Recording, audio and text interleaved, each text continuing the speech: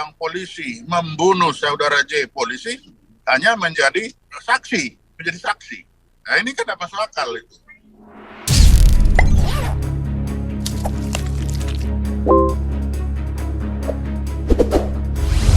Baru-baru ini Indonesia dihebohkan dengan kasus polisi dor polisi yang terjadi. Masih banyak misteri di dalamnya yang kemudian ditunggu seluruh rakyat Indonesia untuk tahu kebenaran dari kasus tersebut.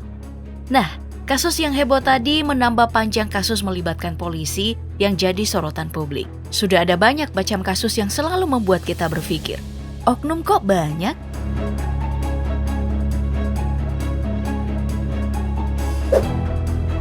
Salah satu yang paling santer dibicarakan adalah kasus korupsi. Kita mulai dari sosok seorang jenderal polisi bintang 3 bernama Susno Duaji. Bagi kamu yang mengikuti beragam kasus korupsi di Indonesia, pasti kamu tahu dengan bapak yang satu ini. Bagaimana tidak, Susno Duaji pernah mendapat pujian netizen karena menjadi salah satu whistleblower kasus mafia pajak yang kemudian memenjarakan Gayus Tambunan. Soal korupsi, Susno memang bukan orang awam, bahkan pernah membuat kontroversi dengan pernyataan KPK versus Polri bagaikan cicak versus buaya. Nah, sayangnya, setelah beragam sepak terjang yang mengagumkan, bekas Kapolda Jawa Barat ini malah tersandung kasus korupsi. Dari putusan pengadilan pada tahun 2011 kemarin, Susno Duaji divonis 3,5 tahun penjara dengan denda 4 miliar rupiah setelah terbukti melakukan korupsi sebesar 8,1 miliar rupiah. Nah, setelah bebas dari hukumannya tersebut, Susno kemudian diberhentikan oleh Polri dan pulang kampung. Kebanyakan kegiatannya adalah bertani yang katanya bagus untuk kesehatannya. Selain Susno Duaji, kasus korupsi juga menjerat oknum polisi bernama Joko Susilo. Bahkan hukuman yang diterima pria ini sangatlah berat. Bayangin aja, ada 3 hal yang menjadi vonis dari kasusnya tersebut, yaitu 18 tahun penjara, denda 32 miliar rupiah, dan pencabutan hak memilih serta dipilih dalam pemilihan umum. Hal ini disebabkan sebuah kasus mencengangkan, yaitu kasus simulator SIM dan juga pencucian uang yang dia lakukan. Gak tanggung-tanggung, kerugian yang dialami negara atas kasus tersebut mencapai puluhan miliar rupiah. Membahas tentang kasus korupsi polisi yang menyedot perhatian publik, sepertinya kita tidak boleh lupa dengan AKBP Brotoseno yang viral beberapa waktu lalu. Bagaimana nggak viral? Setelah terbukti melakukan korupsi pada tahun 2017 kemarin, Brotoseno malah kembali aktif bertugas sebagai polisi di Bareskrim Polri. Padahal secara aturan, polisi yang secara sah dan meyakinkan melakukan tindak pidana seharusnya diberhentikan oleh Polri.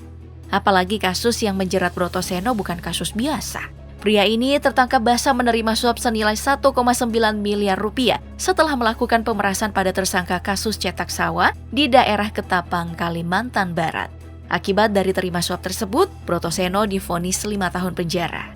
Jadi, emang gak wajar kalau dia masih jadi polisi setelah kasus suap tersebut. Dari kasus korupsi kita pindah lagi ke kasus barang terlarang. Polisi sebagai institusi yang seharusnya ngamanin pelaku tindak kriminal narkoba, kali ini malahan jadi pelaku. Salah satu contoh paling wadidaw adalah kasus Kompol Yuni. Sebagai seorang polisi, dulunya polisi bernama lengkap Yuni Purwanti Kusuma Dewi ini jadi salah satu ujung tombak dalam pemberantasan narkoba di kota Bandung. Bahkan sebelum menjadi Kapolsek Astana Anyar, dirinya sudah memiliki prestasi yang mengungkap 137 kasus dengan barang bukti 5 ton ganja, 2 kg sabu, 25 butir ekstasi, dan 2 gram heroin. Jadi gak heran kalau dia ini selalu dipuja-puji oleh warga Bandung. Namun, apa boleh dikata, ternyata Kompol Yuni adalah pemakai kelas kakap. Hal ini terbukti pada Januari 2021 kemarin, saat dirinya dan juga 12 anggota polisi lainnya tertangkap basah pesta sabu oleh Propam Gabungan Polri dan Polda Jabar di salah satu hotel di Bandung. Dengan kasus tersebut, karirnya pun ludes. Dia pernah dimutasi lalu diberhentikan dengan tidak hormat. Nah, sayangnya setelah dipecat, kita nggak tahu proses hukum selanjutnya. Apakah Kompol Yuni dipenjara atau tidak seperti kebanyakan orang yang tertangkap sebagai pemakai? Kasus narkoba lain yang tidak kalah parah adalah kasus yang terjadi di Lampung pada 2021 kemarin. Kasus ini tidak hanya melibatkan oknum polisi dengan kasus narkoba, tapi 2 kasus sekaligus, yaitu perampokan mobil. Menurut keterangan dari Kabid Humas Polda Lampung, Kombes Pol Zahwani Pandra menyatakan kalau Bribda IS yang menjadi tersangka dalam kasus tersebut memang merupakan polisi bermasalah di tubuh Polda Lampung. Dari keterangan lebih lanjut, Kombes Pol Zahwani Pandra juga menyatakan kalau si IS ini tadinya bakal dipecat dengan tidak hormat dan ditindak secara hukum yang berlaku. Nah, semoga aja kasus Bribda IS ini nantinya jelas ya hukumannya. Karena kalau nggak kebayang lagi harus gimana kalau polisi yang seharusnya memberantas perampok malah ikut merampok mobil dan tidak dihukum. Pindah lagi ke topik kasus selanjutnya yaitu asusila. Contohnya kasus dari Bribda Ajeng Riana Putri yang tahun lalu menggegerkan jagat maya Indonesia.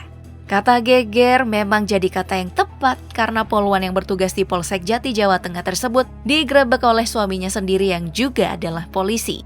Mencengangkannya lagi saat digerebek pria yang bernama Bribda ARP adalah oknum polisi senior juga dengan inisial Aibtu MM. Jadi kasusnya itu pasangan polisi yang selingkuh sama polisi juga. Saat penggerebekan, Bribda ARP ini mengaku hanya curhat yang tentu aja gak masuk akal karena pakai acara check-in. Penggerebekan ini bukan hal mudah bagi suami Bribda ARP, tapi kecurigaannya memang sudah ada sejak 2 tahun lalu. Nah, akibat kasus ini Bribda ARP dan Aibtu MM harus pasrah karena ulah mereka sendiri dan karirnya pun hancur lebur. Keduanya dipecat dengan tidak hormat dari satuan kepolisian. Kasus selingkuh sesama polisi ini emang rawan terjadi dan memang memiliki banyak contoh. Di Polda Metro Jaya, Bribda, RPH, dan juga Bribtu A melakukan hal yang sama, bahkan mengaku udah 3 kali check-in dan berakhir dipecat. Jadi kira-kira apa yang harus dilakukan polisi untuk mencegah hal ini ya? Bicara tentang kasus asusila, sepertinya kasus Kapolsek Parigi Motong, Sulawesi Tengah jadi yang paling menjijikan. Bagaimana tidak menjijikan, polisi yang seharusnya mengayomi masyarakat malah memanfaatkan posisinya untuk bertindak tidak senonoh pada seorang gadis. Dalam kronologi yang dibeberkan, polisi inisial IDGN tersebut terbukti melakukan asusila pada seorang anak tersangka di wilayahnya. Iming-iming yang diberikan cukup sederhana. IDGN berjanji melepaskan bapak si anak kalau rela digituin sama IDGN. Lihat, sih, jijik banget kan? Ini mungkin aja ya setan bakal tersinggung kalau IDGN ngaku hilaf melakukan hal tersebut. Masalah akhir kasusnya IDGN memang dipecat tidak hormat. Tapi nggak ada yang tahu apa dia ini dipenjara atau tidak seperti kasus asusila lainnya.